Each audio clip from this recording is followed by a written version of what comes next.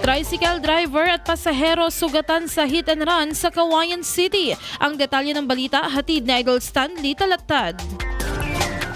Sugatan ng isang tricycle driver at kanyang pasahero matapos mabangga ng isang sasakyan sa isang hit and run incident ika-21 ng Mayo sa Barangay San Fermin, Cauayan City. Kinilala ang mga biktima na sina alias Robert, nasa hustong gulang at residente ng Barangay Marabulig 1, Cauayan City. Habang ang pasahero naman nito ay kinilalang si alias Sheena, 24 anyos, isang entertainer at residente ng Barangay San Fermin sa nasabing lungsod. Batay sa ulat, kapwa binabagtas ng dalawang sasakyan ng kalsada mula Happy Box patungong poblasyon ng lungsod habang sinusundan naman ito ng isang puting elf truck na hindi pa matukoy ang plaka at pagkakakilanlan ng driver at may-ari. At nang makarating sa pinangyarihan ng insidente ay nabangga umano ng naturang elf truck ang likurang bahagi ng tricycle dahilan upang tumilapon at magtamo ng sugat sa iba't ibang bahagi ng katawan ng driver at pasahero nito. Agad namang rumisponde ang Rescue 922 at isinugod ang mga biktima sa pinakamalapit na pagamutan para sa agarang lunas. Matapos ang insidente ay mabilis na tumakas ang suspect sakay ng naturang sasakyan patungong kanlurang direksyon o papunta sa Luna, Isabela. Posible naman umanong nagtamo rin ng pinsala o UP sa harapang bahagi ang tumakas na sasakyan. Patuloy naman ang isinasagawang investigasyon ng mga otoridad upang matukoy at maaresto ang driver ng sasakyang sangkot sa insidente. Para sa IFM News, ako si Idol Stanley Talattad.